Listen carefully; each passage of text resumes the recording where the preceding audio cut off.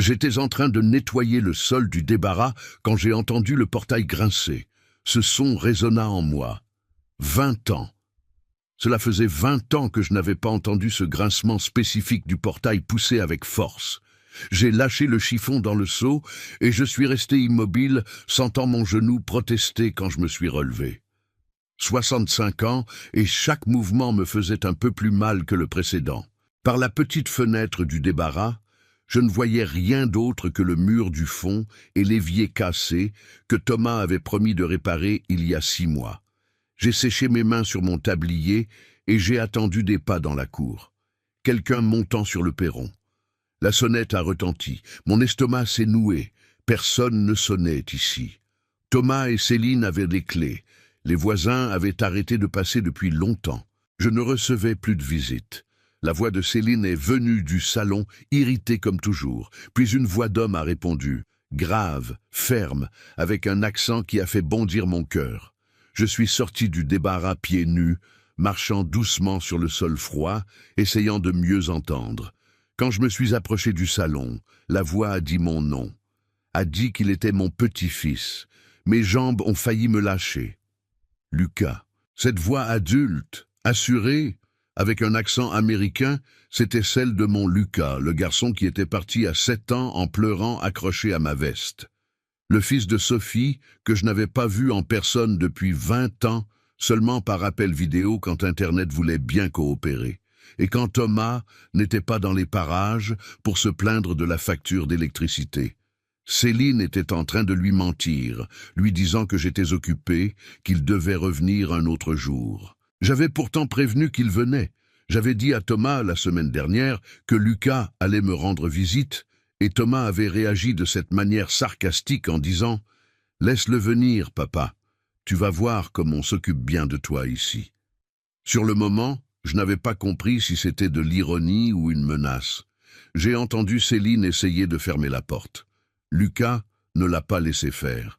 Il a dit qu'il avait pris 14 heures d'avion depuis Los Angeles et qu'il ne partirait pas sans me voir.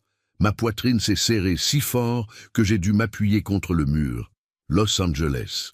Sophie avait décroché ce poste de manager dans une entreprise technologique et avait emmené Lucas encore enfant. Elle avait promis que c'était temporaire, qu'il reviendrait bientôt, mais la vie là-bas s'était améliorée. Le garçon avait grandi, étudié, et la France n'était plus qu'un lieu de nostalgie lors des appels d'anniversaire. Puis Céline a prononcé cette phrase que je n'oublierai jamais. « Cette maison a maintenant de nouvelles règles. Monsieur Pierre y habite par notre bonté. » Bonté, ce mot a résonné dans ma tête comme un coup de poing. Bonté.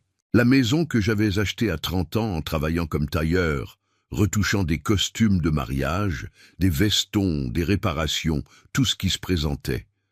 La maison que j'avais payée seule après que leur mère soit partie, me laissant avec 2 jeunes enfants et des factures à payer. Chaque carreau de cette maison avait été choisi par moi. Chaque mur peint avec l'argent que j'économisais pièce par pièce. Et elle disait que j'habitais ici par bonté. Lucas a demandé qui elle était. Céline s'est présentée comme l'épouse de Thomas et a lâché une autre bombe. Cette maison m'appartient maintenant. Le silence qui est tombé était si lourd que je le sentais dans mes os. J'aurais dû sortir de ce couloir. J'aurais dû courir dans les bras de mon petit-fils, mais mes pieds étaient collés au sol parce qu'une partie de moi avait honte. Honte qu'il me voie comme ça, vivant dans un débarras, lavant le sol, mangeant les restes du frigo quand Thomas pensait à m'en laisser. Céline a crié en appelant Thomas. Des pas lourds ont descendu l'escalier. Mon fils est apparu en chaussons, torse nu, son ventre de bière qui ballottait. Quand il a vu Lucas debout à la porte, son visage a traversé plusieurs expressions. Surprise, irritation, quelque chose qui ressemblait à de la peur qu'il a vite dissimulée. Ils ont échangé ces formalités creuses. Thomas demandant comment il allait, forçant une intimité qui n'existait plus. Lucas est allé droit au but. Il voulait savoir où j'étais. Papa est au fond. Il habite dans le débarras maintenant. On a rénové la maison. Il préfère là-bas. C'est plus calme. Mensonge. Tout mensonge. Sortant de la bouche de mon propre fils. Je ne préférais rien. Ils avaient fermé les 3 chambres de devant, transformé ma chambre en dressing de Céline et m'avaient poussé dans le cagibi du fond, où avant on rangeait les outils de jardinage. 2 mètres par 3. Un lit simple, une armoire vieille, la petite fenêtre qui laissait à peine entrer la lumière. Lucas n'a pas avalé ça. Il a insisté, et Thomas a changé de ton. Il est devenu agressif, disant que Lucas avait disparu pendant 20 ans, et maintenant il venait remettre en question la façon dont il s'occupait de moi, qu'il donnait nourriture, toit, tout, donner un toit dans ma propre maison. Puis Thomas a joué sa carte finale. La maison appartient maintenant à ma femme. Mon père a signé l'acte de propriété pour nous. Tout est en règle, légalisé. Mon sang s'est glacé. Quel acte? Quel document? Je n'avais jamais rien signé, jamais rien transféré. La maison était à mon nom, j'en étais sûr. Où l'étais-je? Ma tête a commencé à tourner. Combien de fois Thomas m'avait-il demandé de signer des papiers? C'est juste une procuration, papa, pour que je règle tes affaires à la banque. Signe ici, c'est pour renouveler la taxe foncière. J'ai besoin de ta signature pour libérer un document. J'avais signé, mon Dieu, j'avais signé sans lire.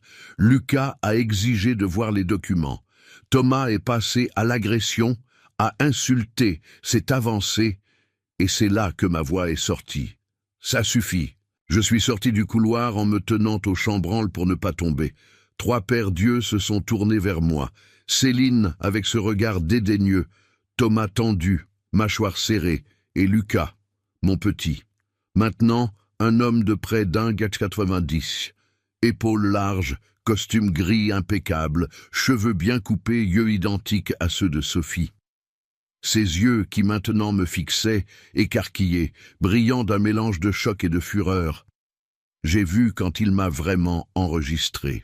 Le corps trop maigre, les vêtements vieux et décolorés, les pieds nus et gonflés, les cheveux blancs mal coupés parce que je les coupais moi-même avec les ciseaux de la cuisine, les mains pleines de cales à force de frotter le sol.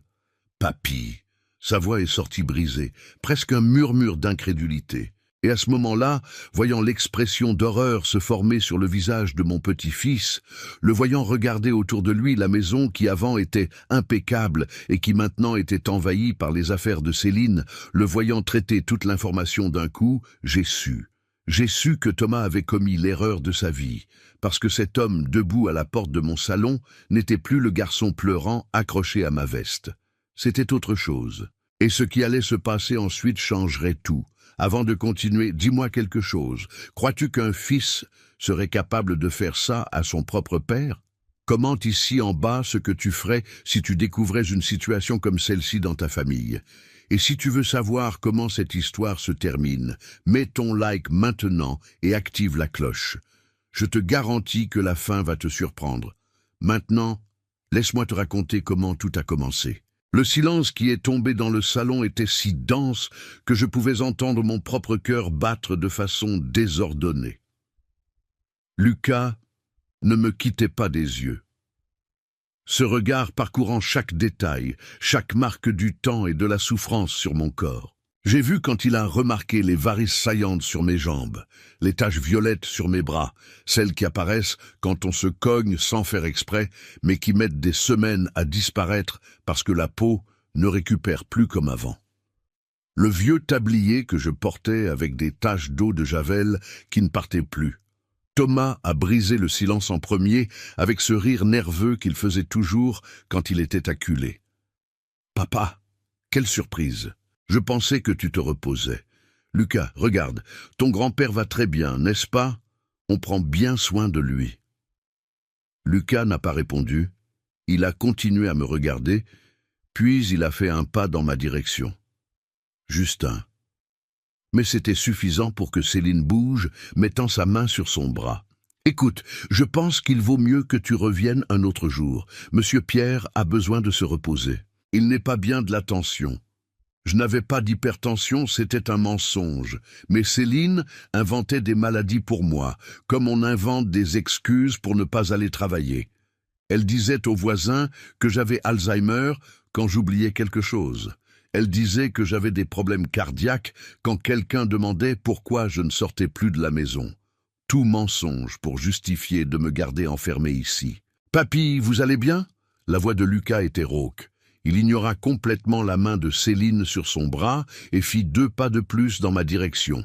Maintenant, je pouvais mieux voir son visage, les rides d'expression autour des yeux, la barbe bien taillée, la petite boucle d'oreille à l'oreille gauche, détail d'un homme que je ne connaissais pas, mais qui en même temps était si familier que ça faisait mal. « Je vais bien, mon garçon. J'ai menti parce que c'était ce que je faisais toujours. Je mentais en disant que j'allais bien. Je mentais en disant que tout allait. Je mentais parce que j'avais honte d'admettre que mon propre fils m'avait transformé en ça. Vous n'allez pas bien, Lucas a dit, et ce n'était pas une question, c'était une constatation. Il a regardé autour de lui, enregistrant chaque détail. Le canapé en cuir noir qui occupait la moitié du salon, la télé énorme au mur, le bar à miroir rempli de bouteilles chères, les rideaux de velours que Céline avait fait faire à prix d'or, pendant que j'utilisais un vieux drap comme couverture, parce que la mienne s'était déchirée et que personne n'en avait acheté une autre. Lucas, je pense que tu es fatigué du voyage. Thomas a essayé de nouveau, maintenant, avec ce ton condescendant qu'il utilisait avec moi. Le décalage horaire, ces choses-là. Et si on parlait demain plus calmement, je peux même t'emmener dans un bon hôtel, à mes frais. Non, Lucas a dit simplement, et puis il a regardé Thomas droit dans les yeux. Je veux parler avec mon grand-père, seul. Céline a lâché un rire court, sans grâce. Seul. Écoute chérie, on ne le laisse pas seul avec les visites. Il devient confus, dit des choses sans sens. Tu vas t'inquiéter pour rien. Je ne suis pas confus. C'est sorti avant que je puisse me retenir. La colère est montée chaude dans ma gorge. Je n'ai jamais été confus. Arrête d'inventer des maladies pour moi, Céline. Son visage s'est durci instantanément. Ce masque de sympathie factice est tombé et il ne restait que le venin. Ah, tu vois ? Ça commence déjà avec ses grossièretés. Nous, ici, à nous tuer pour prendre soin de lui, et il nous manque de respect devant la visite. Prendre soin ? Le mot est sorti de ma bouche avec plus de force que je ne l'avais prévu. Tu appelles ça prendre soin ? Thomas a fait un pas dans ma direction et j'ai vu. J'ai vu cette lueur dangereuse dans ses yeux, la même lueur qui apparaissait quand je questionnais quelque chose, quand je demandais où était l'argent de ma retraite, quand je me plaignais de dormir dans ce débarras. Instinctivement, j'ai reculé d'un pas et Lucas a vu. Il m'a vu reculer devant mon propre fils, il a vu la peur passer sur mon visage et quelque chose a changé en lui à ce moment-là. Sa posture est devenue différente, plus rigide, les épaules plus en arrière, la mâchoire serrée. « Tout le monde sort !» il a dit d'une voix si calme que c'en était effrayant. Thomas a ri maintenant. « Hé, mon neveu, tu ne commandes rien ici. C'est ma maison, non ?» Lucas a répondu toujours de ce ton mortellement calme. « C'est celle de mon grand-père, et je veux lui parler seul. » Alors vous allez tous les deux sortir de ce salon maintenant, où je vais devoir demander d'une manière moins polie. Céline a soufflé bruyamment. Thomas vire ce petit de là. Pour qui il se prend? Mais Thomas regardait Lucas d'une manière différente maintenant, comme s'il réévaluait la situation. Lucas avait près de 15 centimètres de plus que lui, était plus jeune, plus fort, et avait quelque chose dans sa manière d'être qui ne laissait pas place au questionnement. Ce n'était pas de l'arrogance, c'était de l'autorité. Le type d'autorité qui vient de quelqu'un habitué à être obéi. D'accord. Thomas a cédé en levant les mains. D'accord. Pas de problème. Tu peux lui parler, mais après, on doit régler certaines choses, d'accord ? À propos de la maison, des documents, ces choses-là, tu verras que tout est légal. Lucas n'a pas répondu. Il est juste resté là, à attendre qu'il sorte. Céline a marmonné quelque chose sur le manque d'éducation, mais s'est dirigée vers l'escalier. Thomas l'a suivi, mais avant de monter, il m'a regardé avec cette tête, cette expression qui disait clairement « Tu vas le regretter après ». Je connaissais bien cette tête. C'était la même qu'il faisait avant de couper mon Internet pendant 1 semaine, avant de fermer le garde-manger avec un cadenas en disant que je mangeais trop et que je gaspillais la nourriture, avant de prendre mon portable et d'effacer les contacts de Sophie en disant qu'elle n'appelait plus de toute façon, alors pourquoi les garder? Quand ses pas ont disparu à l'étage et qu'une porte a claqué, Lucas s'est tourné vers moi et, pour la première fois en 20 ans, j'ai vu mon petit-fils pleurer. Ce n'étaient pas des pleurs spectaculaires, c'était juste des larmes qui coulaient en silence pendant qu'il essayait de garder sa contenance. « Papy, qu'est-ce qu'ils vous ont fait ?» Ma gorge s'est fermée. Je n'ai pas pu répondre, parce que si je commençais à parler, si je racontais vraiment tout, j'allais m'effondrer. Et j'avais passé tellement de temps à avaler, à endurer, à survivre, que je ne savais plus comment laisser sortir. Lucas a traversé le salon en 3 grandes enjambées et m'a pris dans ses bras. Une étreinte serrée, de celle qui semble vouloir tout réparer juste par le contact. Il sentait le parfum cher et l'avion et quelque chose qui me rappelait Sophie. Tout mon corps a tremblé et finalement, je me suis effondré. J'ai pleuré sur son épaule comme je n'avais pas pleuré depuis des années. Ces pleurs douloureux, de sanglots, de celui qui a trop gardé pendant trop longtemps. Je ne sais pas combien de temps nous sommes restés comme ça. Lui me tenant, caressant mes cheveux comme je le faisais quand il était petit et faisait des cauchemars. Quand j'ai finalement réussi à me contrôler et que je me suis écarté un peu, essuyant mon visage avec mes mains, Lucas avait la mâchoire si serrée que je voyais le muscle pulser. « Assieds-toi ici avec moi, papy, et raconte-moi tout depuis le début. » Nous nous sommes assis sur le canapé en cuir noir, que je détestais, ce canapé que Céline avait acheté avec l'argent de 3 mois de ma retraite. J'ai commencé à parler. Et une fois que j'ai commencé, je n'ai plus pu m'arrêter. J'ai raconté que Thomas était revenu à la maison il y a 5 ans. Il avait divorcé de sa première femme, était au chômage, sans endroit où rester. Il avait demandé à passer quelques jours ici jusqu'à ce qu'il s'organise. J'avais accepté. Bien sûr que j'avais accepté. C'était mon fils. Quelques jours sont devenus des semaines, les semaines des mois. Il a trouvé un emploi de vendeur, mais n'a jamais proposé d'aide pour les factures. Il disait qu'il économisait de l'argent pour partir, mais l'argent partait en bière et barbecue avec les copains. Puis il a rencontré Céline. Elle était cliente d'un magasin où il travaillait, 15 ans de moins que lui, pleine d'ambition et 0 scrupule. Ils ont commencé à sortir ensemble. 3 mois plus tard, elle vivait ici aussi, sans demander ma permission. Elle est simplement apparue avec ses valises, et Thomas a dit que c'était temporaire. Céline regardait la maison avec ses yeux brillants de convoitise, faisait des commentaires sur comment l'emplacement était bon, comment le quartier s'était valorisé, combien cette maison devait valoir sur le marché. Thomas a commencé à être d'accord avec elle. Il disait que je n'avais pas besoin d'une si grande maison tout seul, que ça avait plus de sens de vendre et d'acheter un appartement plus petit pour moi, plus facile à entretenir. Je me suis refusé.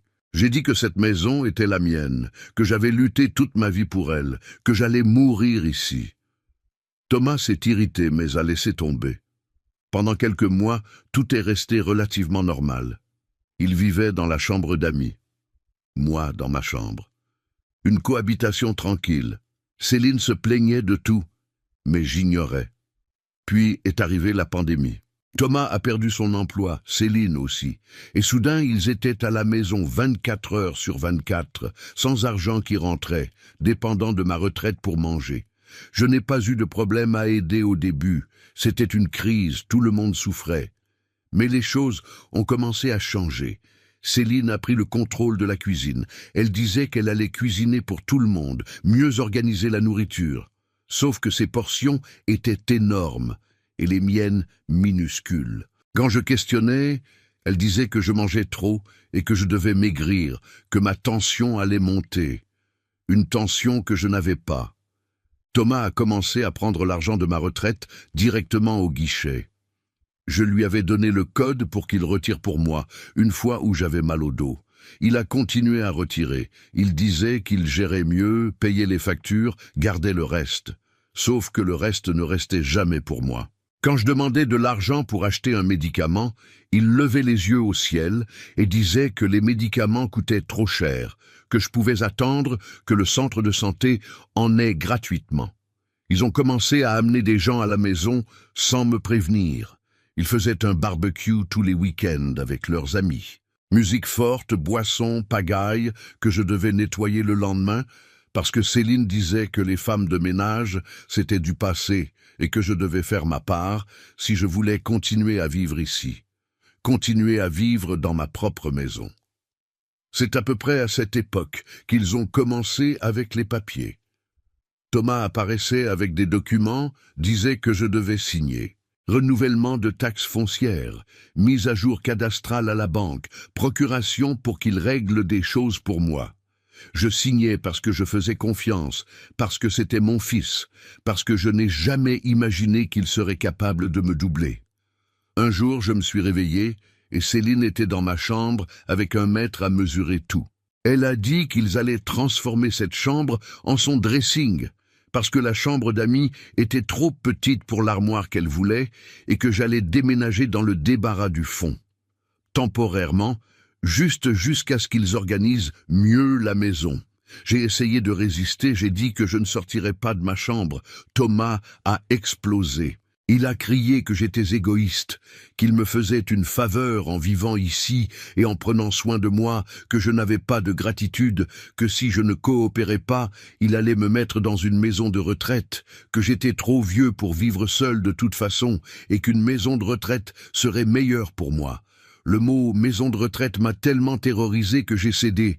Je me suis installé dans le débarras, j'ai emmené mon lit, ma vieille armoire, mes quelques affaires. Ils ont fermé la porte de ce qui était ma chambre et ont commencé la rénovation. Ils ont cassé un mur, peint, mis un nouveau sol, tout avec l'argent de ma retraite. Le temporaire n'a jamais pris fin. Le débarras est devenu mon permanent. 2 mètres par 3. Sans ventilateur, parce que Céline disait que le ventilateur consommait trop d'électricité. Sans télé, parce que Thomas a vendu la mienne en disant que je regardais trop de bêtises. Sans téléphone fixe, parce qu'ils ont coupé la ligne pour économiser. Mon portable a disparu. Thomas a dit que je l'avais perdu. Il a acheté un de ces téléphones à grosses touches pour personnes âgées et n'y a mis que son numéro en mémoire. Il a bloqué les appels de Sophie en disant que c'était une arnaque, qu'il y avait des gens se faisant passer pour ma fille pour voler de l'argent. J'y ai cru parce que je voulais croire que mon fils ne serait pas capable de m'isoler de ma propre fille. Les visites des voisins se sont arrêtées parce que Céline répondait à la porte et disait que je dormais, ou que j'étais malade, ou trop confus pour recevoir des gens. Elle inventait que j'avais Alzheimer, que je ne reconnaissais plus personne. Les voisins y croyaient et arrêtèrent de venir. Peu à peu, j'ai disparu du monde. J'ai commencé à manger des restes. Céline cuisinait et servait elle et Thomas en premier. Ce qui restait allait au frigo pour moi. Parfois c'était peu, parfois c'était rien. Quand je me plaignais d'avoir faim, Thomas disait que j'exagérais, que la nourriture ne tombait pas du ciel, que je devais être plus reconnaissant. Ils ont commencé à sortir et à m'enfermer dans la maison. Littéralement, ils fermaient le portail avec un cadenas, prenaient la clé, disaient que c'était pour ma sécurité, pour que je ne sorte pas et ne me perde pas, parce que je devenais gâteux. Je ne devenais pas gâteux, je devenais prisonnier. Il y a eu un jour où je me suis senti mal, douleur forte à la poitrine, difficulté à respirer. J'ai appelé Thomas. Il a mis 5 heures à rentrer à la maison. Il a dit que je faisais une crise de panique, que c'était du cinéma, que si je continuais avec ses caprices, il allait arrêter de me prêter attention. Il ne m'a pas emmené chez le médecin. La douleur est passée seule, mais le sentiment d'abandon est resté. Céline a commencé à vendre mes affaires. Le buffet en bois de mon arrière-grand-mère, la vaisselle ancienne, le service de table en porcelaine que j'avais reçu à mon mariage. Elle disait que je ne l'utilisais pas de toute façon, que ça prenait juste la poussière, que l'argent de la vente allait aux dépenses de la maison, argent que je n'ai jamais vu. Ils ont rénové le salon, acheté un nouveau canapé, une nouvelle télé, une chaîne hi-fi, de la décoration, tout très cher. Céline postait des photos sur Internet, montrait la belle maison, la vie merveilleuse. Les commentaires faisaient l'éloge. Personne ne savait qu'au fond, dans le débarras caché, je dormais dans un vieux lit avec un drap déchiré. Thomas a arrêté de travailler complètement. Il disait qu'il faisait du freelance, mais je n'ai jamais vu d'argent de freelance entrer. Il passait la journée sur l'ordinateur à jouer. Céline a trouvé un emploi de réceptionniste, mais ça n'a duré que 3 mois. Elle disait que la chef était trop pénible. Elle est revenue rester à la maison en dépensant ma retraite en vêtements, maquillage, salon de coiffure. Ils ont commencé à se disputer, des disputes laides, avec des cris, des insultes. Céline menaçait de partir. Thomas la suppliait de rester. Elle disait qu'elle ne restait que si la maison passait à son nom, qu'elle n'allait pas continuer à vivre par charité, qu'elle avait besoin de garanties. C'est là que Thomas est apparu avec plus de papiers à signer. Il a dit que c'était une mise à jour de la succession, une formalité pour faciliter les choses quand je mourrais. Quand je mourrais. Il a dit ça avec tant de naturel, comme s'il parlait de la météo. J'ai signé. Mon Dieu, pardonne-moi. J'ai signé parce que j'étais fatigué de me battre, fatigué d'être traité comme un poids, fatigué d'entendre que j'étais un fardeau. Je voulais juste la paix. Je pensais qu'en signant ces papiers, il me laisserait en paix. 2 semaines plus tard, Céline est rentrée à la maison avec un énorme sourire et une bouteille de champagne. Elle a dit que la maison était à son nom maintenant, officielle, enregistrée chez le notaire, et que les choses allaient changer ici. Elles ont changé. J'ai complètement perdu le droit de donner mon avis sur quoi que ce soit. Je ne pouvais plus choisir ce que je regardais à la télé, parce que je n'avais pas de télé. Je ne pouvais plus cuisiner parce que la cuisine était le territoire de Céline. Je ne pouvais plus sortir parce que le portail était toujours fermé à clé. Je ne pouvais plus appeler Sophie parce que mon portable n'avait pas de crédit et Thomas disait qu'il n'avait pas d'argent pour en mettre. Sophie a essayé de m'appeler plusieurs fois sur le fixe avant qu'il ne coupe la ligne. J'ai réussi à répondre en cachette une fois. J'ai dit que tout allait bien, que Thomas prenait soin de moi, qu'elle n'avait pas besoin de s'inquiéter. J'ai menti parce que j'avais honte de dire la vérité, parce que je ne voulais pas inquiéter ma fille qui était si loin, travaillant tellement, vivant sa vie, parce que j'avais l'espoir que les choses s'améliorent. Elles ne se sont pas améliorées, elles ont empiré. Céline a commencé à me donner des ordres comme si j'étais un employé de maison. Laver la vaisselle, repasser le linge, nettoyer le sol. Je le faisais parce que je n'avais pas le choix, parce que chaque fois que je questionnais, Thomas apparaissait avec la menace de la maison de retraite. Et j'avais tellement peur d'être jeté dans une maison de retraite, abandonnée pour de bon, que je préférais endurer. Il y a eu un jour où il y a eu un orage, et le plafond du débarras a commencé à fuir. La fuite a mouillé tout mon lit, je suis allé me plaindre. Thomas a dit qu'il allait voir, mais il n'a jamais vu. J'ai dormi par terre cette nuit-là, sur le sol froid, avec une serviette en dessous, écoutant le tic-tac de la fuite. J'ai arrêté de me regarder dans le miroir. Je ne voulais pas voir ce que j'étais devenu. Trop maigre, parce que je mangeais peu, cheveux blancs poussant de façon incontrôlée, parce que je n'avais pas d'argent pour le coiffeur, et je les coupais moi-même comme je pouvais. Vêtements vieux, décolorés, parce que personne ne m'achetait rien. Pieds gonflés à force de rester debout trop longtemps à laver, nettoyer, travailler dans la maison qui était la mienne mais que je ne pouvais plus appeler foyer. Sophie a réussi à m'appeler une fois sur le portable de Thomas.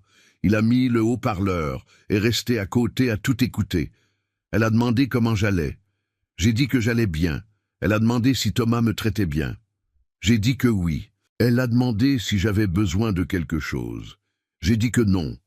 Thomas a souri, satisfait. Quand j'ai raccroché, il a repris le téléphone et a dit que j'avais fait la bonne chose, que Sophie n'avait pas besoin de savoir quoi que ce soit, que ça allait juste l'inquiéter pour rien. Ça l'a été comme ça pendant 5 ans, 5 ans à m'effacer petit à petit, perdant ma voix, ma volonté, ma dignité, acceptant chaque humiliation comme si je la méritais, croyant que peut-être j'étais vraiment un poids, peut-être j'étais vraiment ingrat, peut-être je devenais vraiment fou et qu'il me faisait une faveur, jusqu'à cette semaine, jusqu'à ce que Lucas appelle. J'étais en train de nettoyer la cuisine quand le téléphone de Thomas a sonné. Il était aux toilettes. Sans trop réfléchir, j'ai répondu. « C'était un numéro international. La voix de l'autre côté a fait s'arrêter mon cœur. « Papy, c'est Lucas. » Mon petit-fils. Sa voix avait changé. Elle était grave, adulte, mais c'était lui. J'ai commencé à pleurer immédiatement. Il a dit qu'il venait en France, qu'il voulait me rendre visite, qu'il avait de la nostalgie. Il a demandé l'adresse. Je l'ai donnée rapidement, en murmurant de peur que Thomas entende. Lucas a dit qu'il arrivait jeudi, que c'était une surprise, de ne le dire à personne. Je l'ai dit. Bien sûr que je l'ai dit. J'ai prévenu Thomas dès qu'il est sorti des toilettes. Je pensais qu'il serait content. Je me suis trompé. Il est devenu nerveux. Il a demandé ce que j'avais dit à Lucas, si je m'étais plaint de quelque chose, si j'avais parlé de la maison. J'ai dit que non, que j'avais juste donné l'adresse. Il s'est détendu un peu, mais pas beaucoup. Il a passé toute la semaine à ronchonner. Céline aussi, disant qu'il n'était pas préparé pour la visite, que la maison était en désordre, que je devais me taire quand Lucas arriverait, les laisser parler, ne pas me mêler, que si je faisais un scandale ou inventais des mensonges, ils allaient m'interner en maison de retraite le lendemain. J'ai promis que je resterais calme, promis que je ne causerais pas de problème. J'ai promis parce que j'étais terrifié de perdre la chance de revoir mon petit-fils. Et puis, il est arrivé. Il a sonné ce jeudi après-midi. Et tout s'est effondré. Quand j'ai fini de raconter, je tremblais. Lucas était devenu de plus en plus silencieux pendant le récit. Maintenant, il était assis, les coudes sur les genoux, les mains couvrant son visage. Ses épaules tremblaient. Il pleurait en silence. « Pourquoi vous n'avez pas appelé maman ? Pourquoi vous n'avez pas demandé de l'aide ? » J'avais honte, j'ai avoué. Honte d'admettre que mon propre fils m'a fait ça. Honte d'arracher ta mère à sa vie, à son travail, pour venir résoudre mon problème. Honte d'avoir été assez bête pour signer ces papiers sans les lire. Vous n'avez pas été bête. Vous avez été abusé, exploité, trompé par votre propre fils. Lucas s'est levé du canapé et a commencé à marcher dans le salon. Il a sorti son portable de sa poche et a tapé quelque chose. Puis, il l'a rangé et m'a regardé avec une expression que je n'arrivais pas à déchiffrer. Il y avait de la colère là, beaucoup de colère, mais il y avait autre chose aussi, de la détermination. « Papy, j'ai besoin que vous me fassiez confiance maintenant, complètement. Vous pouvez faire ça ? » ?»« Oui, ces papiers que vous avez signés, vous vous souvenez quand c'était ? Vous avez des copies quelque part ?» J'ai secoué la tête négativement. Thomas a tout gardé, ça doit être dans sa chambre. « Et l'acte de propriété original de la maison, vous savez où il est ? Dans mon débarras, caché sous le matelas, c'est la seule chose qu'ils n'ont pas encore trouvée. » Le visage de Lucas s'est illuminé. « Vous avez l'acte original ? » ?»« Oui. Je ne l'ai jamais laissé sortir de mes mains, même quand Thomas l'a demandé. Il a dû falsifier quelque chose, parce que je n'ai jamais donné l'acte original. » Lucas s'est agenouillé devant moi et a pris mes mains. « Alors la maison est toujours légalement à vous. Quoi qu'ils aient enregistré, c'est une fraude. Vous comprenez ça ? Fraude documentaire, crime fédéral. » Mon cœur s'est emballé. Mais Thomas est mon fils. Je ne veux pas qu'il aille en prison. Papy, il mérite d'aller en prison. Il a commis un crime.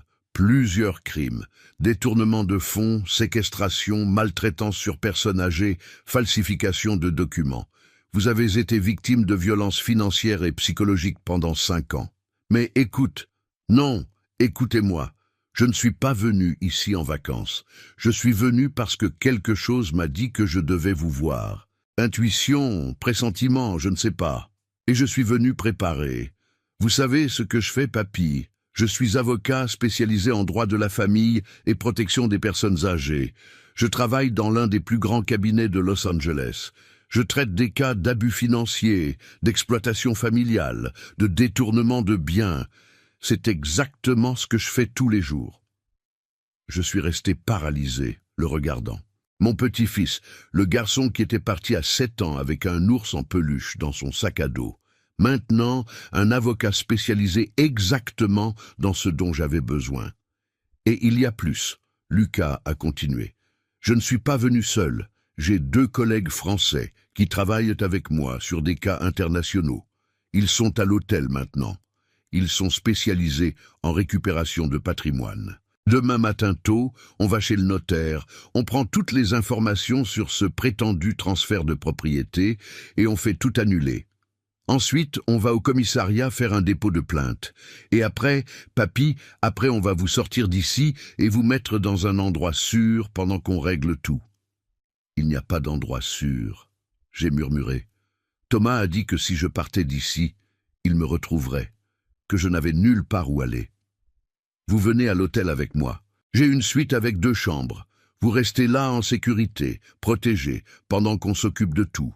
Et dès que les papiers seront réglés, on revient dans cette maison et on les expulse d'ici, parce que cette maison est à vous. Elle l'a toujours été, elle le sera toujours. Les larmes coulaient sur mon visage sans arrêt. Pour la première fois en 5 ans, j'ai senti quelque chose que j'avais oublié qui existait. L'espoir. Quand? Demain matin, 5 heures, avant qu'il ne se réveille. Vous allez faire un petit sac avec juste l'essentiel et l'acte de propriété. Vous allez tout arranger comme si vous alliez dormir. Et quand ils se réveilleront, vous serez déjà loin, en sécurité, et la procédure contre eux aura déjà commencé. Il y a eu des pas à l'étage. Thomas et Céline bougeaient. Lucas a serré mes mains plus fort. Vous pouvez faire ça? Vous pouvez tenir encore une nuit et demain partir sans faire de bruit? Oui. Alors c'est ça. Demain votre vie change. Je le promets. Il m'a pris dans ses bras à nouveau, une étreinte serrée, protectrice. Et dans cette étreinte, j'ai senti 20 ans d'absence se dissoudre. J'ai senti le garçon qui était parti et l'homme qui était revenu. Et pour la première fois depuis très très longtemps, je me suis senti protégé. Quand il est parti, Thomas et Céline sont descendus en courant, voulant tout savoir, voulant savoir de quoi on avait parlé. J'ai fait semblant d'être fatigué, que ça avait été juste une conversation rapide, que Lucas reviendrait un autre jour pour qu'on se voie calmement. Ils ont semblé satisfaits. Ils pensaient avoir gardé le contrôle. Ils n'avaient aucune idée de l'ouragan qui arrivait. Cette nuit-là, j'ai à peine dormi. J'ai préparé un petit sac avec 2 changes de vêtements, brosse à dents, l'acte de la maison et la seule photo que j'avais gardée de Sophie avec Lucas, petit. J'ai caché le sac derrière l'armoire, me suis allongé dans le lit et suis resté à regarder le plafond, écoutant la fuite goutter dans le seau que j'avais mis en dessous. Pour la dernière fois, j'ai pensé. C'était la dernière nuit que j'allais dormir dans ce débarras. La dernière nuit que j'allais accepter des miettes. La dernière nuit que j'allais avoir peur de mon propre fils. Parce que demain, tout allait changer. Et Thomas n'avait aucune idée de qui il venait d'affronter. La suite continue avec les mêmes adaptations. Le réveil à 4h30, la fuite, l'hôtel, les démarches juridiques, etc. En gardant tous les éléments culturels français et les appels à l'action pour les conseils de papy. Si tu es arrivé jusqu'ici, mets ton like, abonne-toi à les conseils de papy, active la cloche et dis-moi dans les commentaires de quelle ville ou région de France tu regardes cette vidéo. Parce que ces histoires doivent être racontées, ces voix doivent être entendues. Et ensemble, nous créons un réseau de soutien, d'information, de force. Mon nom est Pierre, j'ai 65 ans, et c'est mon histoire de comment j'ai récupéré ma vie, ma maison, ma dignité. Et si j'ai pu le faire, toi aussi tu peux.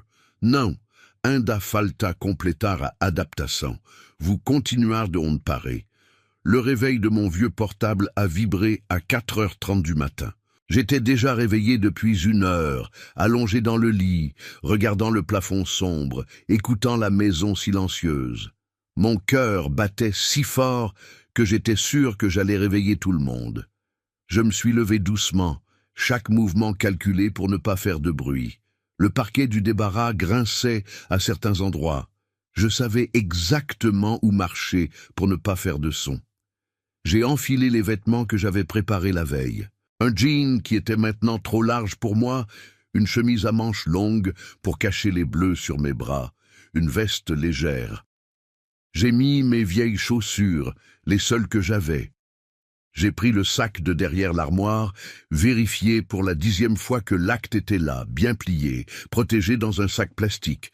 J'ai regardé autour du débarras une dernière fois, ce cagibi misérable qui avait été ma prison pendant si longtemps.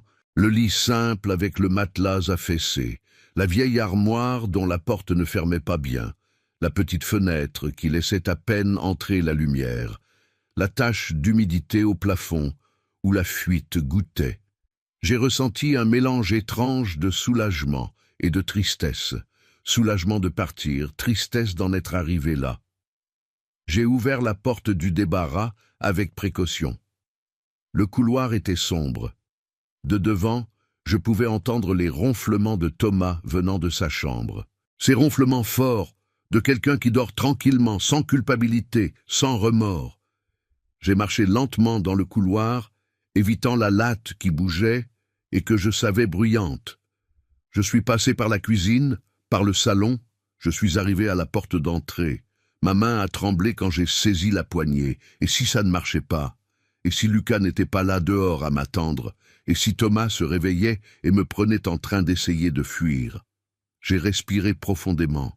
Non, je ne pouvais pas penser comme ça. Je devais faire confiance. J'ai tourné la poignée doucement. La porte s'est ouverte sans faire de bruit.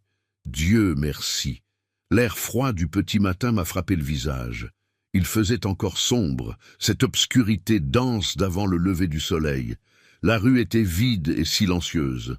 Et puis, j'ai vu la voiture noire garée de l'autre côté de la rue, feu éteint. Lucas est sorti du siège conducteur dès qu'il m'a vu. Il a traversé la rue en pas rapide et silencieux. « Vous avez réussi ?» Il a murmuré en prenant mon sac. J'ai juste pu hocher la tête. L'émotion bloquait ma gorge. Il m'a guidé jusqu'à la voiture, a ouvert la porte arrière pour moi. Je suis monté. Le siège était doux, confortable. Ça sentait la voiture neuve. Lucas est monté devant et a démarré le moteur très doucement. Nous avons commencé à nous éloigner lentement, sans allumer les phares, jusqu'à être assez loin de la maison. Ce n'est que quand nous avons tourné au coin de la rue que j'ai réussi à respirer vraiment. J'ai regardé en arrière. La maison devenait de plus en plus petite, disparaissant dans l'obscurité du petit matin. Et avec elle, 5 ans d'humiliation, de peur, de silence. J'ai commencé à pleurer, pas de tristesse, de soulagement, de liberté. « Vous êtes en sécurité maintenant, papy ?» Lucas a dit en me regardant dans le rétroviseur. « Personne ne vous fera plus de mal, je le promets. » L'hôtel était dans un quartier que je ne connaissais même pas. Un immeuble haut, élégant, avec un portier en uniforme qui a salué Lucas par son nom.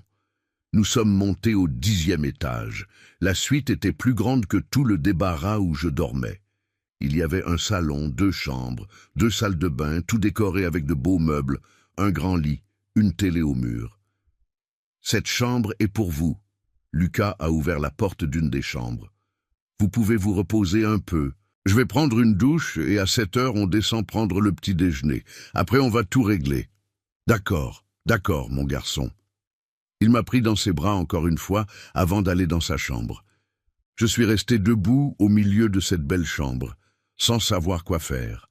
Il y avait un lit king size avec des draps blancs immaculés, une couverture épaisse et douce, des oreillers qui ressemblaient à des nuages. Je me suis assis au bord du lit, toujours sans y croire. Je me suis allongé par-dessus la couverture, sans enlever mes vêtements, toujours serrant mon sac, et pour la première fois en années, j'ai dormi sans peur. Sans entendre de pas menaçants, sans m'inquiéter s'il y aurait de la nourriture le lendemain, sans avoir froid. J'ai dormi en paix. Je me suis réveillé avec Lucas frappant doucement à la porte, disant que le petit déjeuner était prêt. Je me suis levé encore un peu étourdi. J'ai lavé mon visage dans l'immense salle de bain, pleine de serviettes moelleuses et de savon parfumé. Quand je suis sorti, Lucas était dans le salon avec 2 autres hommes, tous les 2 en costume, avec des mallettes, air professionnel. « Papy, voici mes associés, Maître Dubois et Maître Lefebvre. Ils vont nous aider pour tout. » Les 2 m'ont salué avec respect, avec gentillesse. Ils m'ont traité comme une personne, comme quelqu'un d'important, pas comme un fardeau. Nous sommes descendus au restaurant de l'hôtel. Lucas a rempli une assiette pour moi. Fruits, viennoiseries, charcuterie, fromage, jus, café, tant de nourriture que mon estomac, habitué aux miettes, ne savait pas par où commencer. « Mangez doucement, papy, sans vous presser. Vous avez le temps. » J'ai mangé doucement, savourant chaque bouchée, faisant attention au goût des choses. J'avais oublié ce que c'était de manger, sans se presser, sans peur que quelqu'un se plaigne, que je prenais trop de temps, que je mangeais trop, que je gaspillais. Après le petit déjeuner, nous sommes allés directement chez le notaire. Lucas avait pris rendez-vous. La femme qui nous a reçus était sympathique, efficace. Lucas a expliqué la situation, demandé copie de tous les enregistrements liés à mon bien immobilier. La femme a tapé sur l'ordinateur, froncé les sourcils, tapé encore. « Que c'est étrange !» elle a murmuré. « Quoi donc ?» Lucas s'est penché en avant. « Il y a un enregistrement ici de transfert de propriété. Oui, daté d'il y a 8 mois, mais il y a plusieurs irrégularités. » « Quel type d'irrégularité ?» La signature de monsieur, par exemple. Elle a été authentifiée, mais l'authentification a été faite dans une étude notariale d'une autre ville. Et la date de l'authentification est postérieure à la date de la prétendue signature du document. C'est déjà un indice fort de falsification. Lucas et les associés ont échangé des regards.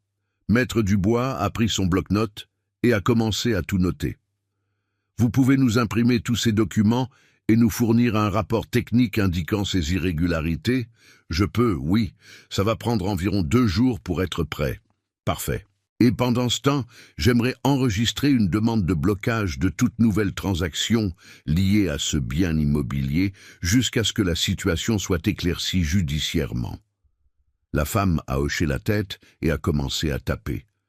Nous sommes sortis de l'étude notariale 1 heure plus tard avec un dossier plein de documents, de preuves, d'incohérences. Lucas avait ce petit sourire de quelqu'un qui sait qu'il a gagné. Ils sont foutus, papy, complètement foutus. On va au commissariat maintenant. Le commissariat a été plus difficile émotionnellement. J'ai dû tout raconter à nouveau. Au commissaire, à la secrétaire, avec des détails, des dates, des montants. Lucas est resté à mes côtés tout le temps, tenant ma main quand je commençais à trembler. Nous avons enregistré une plainte pour détournement de fonds, falsification de documents publics, séquestration, violence psychologique sur personnes âgées, abus financiers. Vous voulez une ordonnance de protection contre eux? Le commissaire a demandé. J'ai regardé Lucas. Il a hoché la tête. Oui, j'ai répondu. Je veux. Alors je vais aussi demander leur éloignement du bien immobilier pendant que la procédure suit son cours. Vous avez un endroit où rester. Il reste avec moi, Lucas a dit. Et quand l'ordonnance sortira, il retournera chez lui, dans la maison qui a toujours été la sienne. Nous sommes sortis du commissariat. Il était presque midi. Mon portable avait sonné une 15aine de fois. C'était le numéro de Thomas. Lucas a pris le téléphone de ma main et a répondu « Allô ?»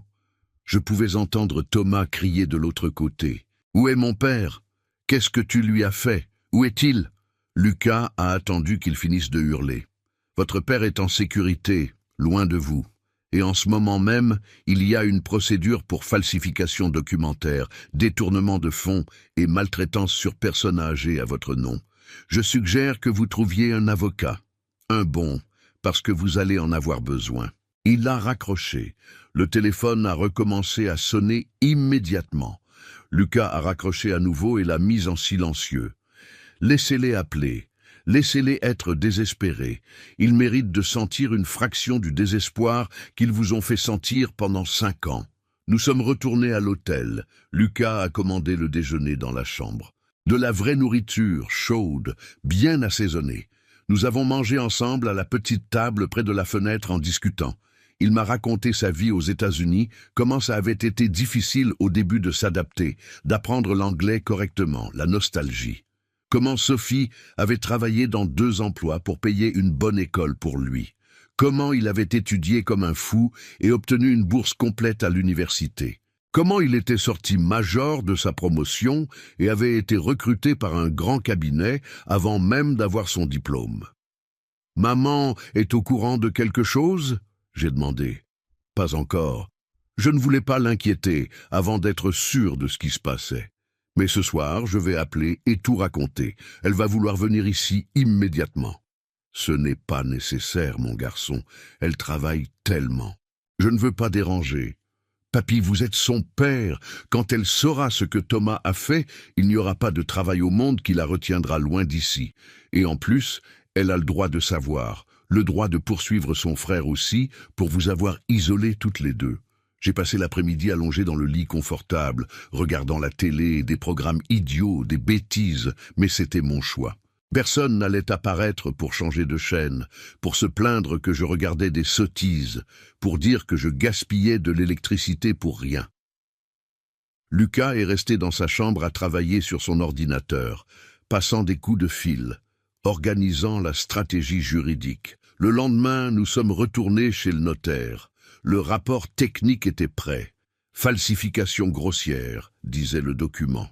Signature visiblement différente de la vraie signature du titulaire, authentification avec date incompatible, témoin de l'acte inexistant ou introuvable. C'était une preuve suffisante pour annuler le transfert et encore poursuivre pénalement celui qui l'avait fait. Lucas a déposé une action en annulation d'enregistrement, avec demande d'injonction pour restitution immédiate du bien immobilier, avec plainte pénale contre Thomas et Céline, avec demande de remboursement des sommes détournées de ma retraite, avec demande d'indemnisation pour dommages moraux. C'était une avalanche de procédures. Maître Dubois et Maître Lefebvre travaillaient sans arrêt, tapant des requêtes, rassemblant des preuves, déposant tout. 3 jours plus tard, l'injonction est sortie. Le juge a ordonné l'annulation immédiate du transfert frauduleux, a ordonné que Thomas et Céline évacuent le bien immobilier dans les 48 heures, a ordonné le blocage de leur compte bancaire jusqu'à l'établissement du détournement de fonds, a ordonné une ordonnance de protection en ma faveur, leur interdisant de s'approcher de moi. Lucas est venu me montrer la décision, les yeux brillants. « Vous avez gagné, papy. La maison est revenue à votre nom, officiellement, et ils ont 2 jours pour dégager. Je n'y ai pas cru, jusqu'à voir mon nom de retour sur l'acte. Pierre Moreau, propriétaire. Comme ça aurait toujours dû être. J'ai pleuré en tenant ce papier. J'ai pleuré de soulagement, de bonheur, de justice. Le jour de l'évacuation, Lucas ne m'a pas laissé y aller. Il a dit qu'il valait mieux que je reste à l'hôtel, qu'il irait avec Maître Dubois et l'huissier tout régler. Mais j'ai insisté. J'avais besoin de voir, j'avais besoin d'être là. Nous sommes arrivés à la maison à 10 heures du matin. Le fourgon de police était déjà devant, l'huissier aussi. Thomas et Céline étaient sur le trottoir avec des valises et des cartons éparpillés, tête d'enterrement. Quand ils m'ont vu descendre de la voiture, Céline s'est ruée vers moi. « Espèce de vieux ingrat ! On vous a accueillis, donné un toit, de la nourriture, et vous nous faites ça !» Un policier s'est interposé entre nous. « Madame, vous allez reculer maintenant ou vous serez emmenée pour outrage. » Céline a reculé, mais a continué à crier. Thomas était pâle, regardant le sol. L'huissier a vérifié les documents, vérifié mon identité, m'a remis les clés. « Vous pouvez entrer, monsieur Moreau. Le bien immobilier est officiellement de nouveau sous votre possession. » J'ai pris les clés, ces clés de ma maison. J'ai monté les marches du perron, ouvert la porte, je suis entré. La maison était en désordre. Cartons renversés, meubles déplacés, saleté partout. Ils avaient ramassé leurs affaires en vitesse, sans aucun soin. Mais c'était ma maison. À moi. De nouveau. J'ai marché dans le salon, dans le couloir, j'ai regardé dans ce qui était avant ma chambre et que Céline avait transformé en dressing. Vêtements chers, chaussures, sacs, tout acheté avec mon argent. Lucas est entré derrière moi. « On va les poursuivre pour chaque centime détourné, papy. Vous allez tout récupérer, avec intérêt et actualisation. » Je suis allé jusqu'au débarras du fond. J'ai regardé ce cagibi misérable une dernière fois. Plus jamais je n'allais dormir dans un endroit comme ça. Plus jamais je n'allais accepter des miettes. Plus jamais je n'allais avoir peur dans ma propre maison. Maître Dubois est apparu à la porte. « Monsieur Moreau, nous avons engagé une entreprise de nettoyage. Ils viennent demain matin tôt faire un grand ménage. Et il y a un camion qui arrive maintenant avec de nouveaux meubles. Lucas a commandé. J'ai regardé mon petit-fils. Il a fait ce petit sourire gêné. Vous ne pouviez pas rentrer chez vous sans avoir un lit décent, papy. J'ai acheté l'essentiel. Lit neuf pour votre chambre. Nouveau canapé, table, cuisinière, réfrigérateur. Le reste, on achètera petit à petit, comme vous voudrez. Mon cœur a gonflé tellement qu'il tenait à peine dans ma poitrine. J'ai embrassé mon petit-fils, là, au milieu du salon en désordre, et j'ai pleuré. J'ai pleuré tout ce que j'avais retenu. Toute la peur, toute la douleur, toute l'humiliation. J'ai pleuré jusqu'à ne plus avoir de larmes.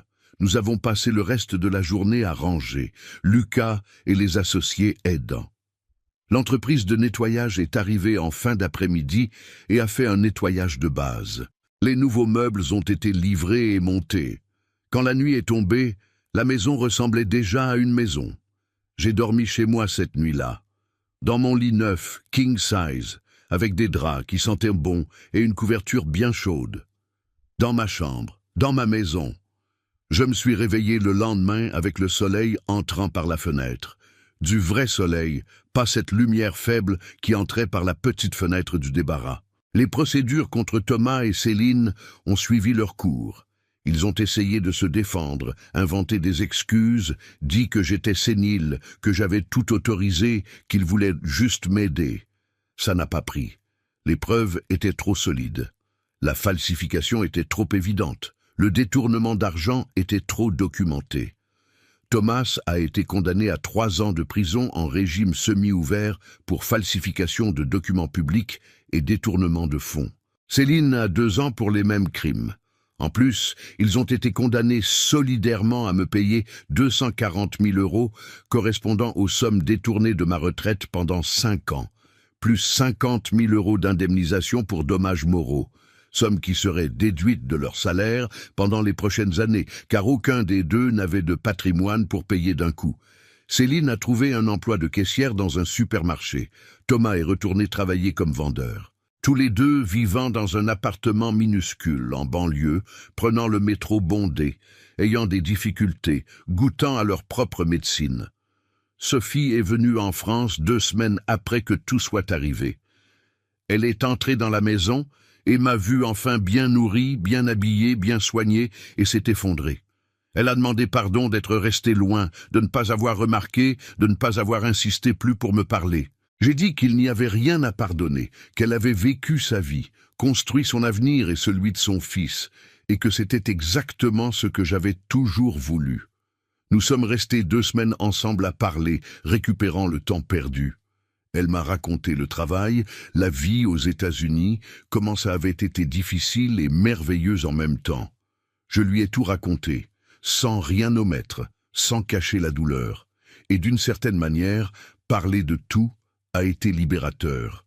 Quand elle est retournée aux États-Unis, la vie est revenue à la normale petit à petit, une nouvelle normale, meilleure. J'ai repeint toute la maison. J'ai appelé les voisins pour un café, réactivé des amitiés qui avaient été coupées. Je suis ressorti, je me suis promené, j'ai vécu. J'ai mis un nouveau portail, pas pour me protéger des voleurs, mais parce que ce vieux portail, avec ce grincement spécifique, me rappelait des choses que je voulais oublier. J'ai transformé le débarras du fond en débarras, j'ai fermé la porte à clé. Je ne voulais même pas regarder cet endroit. La chambre qui était la mienne est redevenue la mienne. Je l'ai décorée à ma façon, avec mes affaires, mon lit, mon armoire, mes choix. Thomas a essayé de m'appeler plusieurs fois de prison. Je n'ai pas répondu. Il a envoyé des lettres demandant pardon, disant qu'il avait eu tort, qu'il regrettait. Je les ai lues, gardées, mais je n'ai pas répondu. Parce que le pardon ne signifie pas oublier, ne signifie pas recommencer à faire confiance, ne signifie pas donner une autre chance à quelqu'un qui a déjà prouvé qu'il ne la mérite pas. Peut-être qu'un jour, je pardonnerai. Quand la blessure aura complètement cicatrisé, quand regarder en arrière ne fera plus mal. Mais ce jour n'est pas encore arrivé. Et ça va, parce que la guérison n'a pas de délai, pas de calendrier. Elle arrive au bon moment. Lucas revient en France tous les 3 mois, reste 1 semaine avec moi. On cuisine ensemble, on regarde des bêtises à la télé, on parle jusqu'à tard. Il m'apprend à utiliser le nouveau portable qu'il m'a acheté, me montre comment faire des appels vidéo avec Sophie, comment commander de la nourriture par application, comment voir des photos sur Instagram. Sophie appelle toutes les semaines, on reste des heures au téléphone. Elle raconte le travail, les projets, la vie. Je raconte le jardin que j'ai recommencé à entretenir, les rosiers qui ont refleuri, le banc en bois que j'ai fait réparer et où je m'assieds tous les fins d'après-midi pour prendre un café. J'ai commencé à fréquenter un groupe de rencontres pour seniors dans le quartier. Il y a de la gymnastique, de la danse, des sorties. Je me suis fait des amis, je sors déjeuner, je vais au cinéma. Je vis, parce que j'ai passé 5 ans seulement à survivre. Maintenant, je veux vivre pour de vrai, intensément, profitant de chaque jour comme du cadeau que c'est. Une voisine m'a demandé si Thomas ne me manquait pas, si je n'étais pas triste d'avoir mon fils en prison. Je l'ai regardé et j'ai répondu sincèrement « Le fils que j'ai élevé me manque. Le garçon que je berçais quand il faisait des cauchemars. L'adolescent qui me prenait dans ses bras et disait que j'étais le meilleur père du monde. Mais cet homme qui m'a enfermé dans un débarras, qui a volé mon argent, qui m'a humilié, qui m'a fait avoir faim dans ma propre maison, celui-là, je ne le connais pas, et on ne peut pas regretter quelqu'un qu'on ne connaît pas. » La vérité fait mal, mais elle libère. Aujourd'hui, assise ici sur ma véranda, buvant mon café dans ma tasse préférée, regardant mon jardin fleuri, je pense à tout ce que j'ai traversé. Et je pense à comment j'ai failli abandonner. J'ai failli accepter que c'était ma vie. J'ai failli croire que je méritais ça. Mais alors Lucas a poussé ce portail. Et tout a changé. Parfois je pense... Et s'il n'était pas venu, et s'il n'avait pas appelé, et si j'étais mort dans ce débarras seul, oublié, vaincu, mais il est venu, et je ne suis pas mort, j'ai ressuscité. À 65 ans, j'ai ressuscité, parce qu'il n'est jamais trop tard pour recommencer, il n'est jamais trop tard pour récupérer sa dignité, il n'est jamais trop tard pour dire non, pour imposer des limites, pour exiger le respect. Peu importe votre âge, peu importe depuis combien de temps vous endurez, peu importe à quel point vous êtes tombé bas, on peut toujours se relever, on peut toujours se battre, on peut toujours gagner. Et si vous traversez quelque chose de similaire, si vous êtes humilié, abusé, dévalorisé par quelqu'un de votre propre famille, écoutez ce que j'ai à vous dire. Vous ne méritez pas ça. Vous n'êtes pas un poids. Vous n'êtes pas un fardeau. Vous êtes un être humain avec des droits, avec de la dignité, avec de la valeur. Cherchez de l'aide. Appelez le 3977, numéro d'aide aux personnes âgées victimes de maltraitance en France. Parlez à un voisin, à un ami, à quelqu'un de l'église, à n'importe qui puisse vous écouter.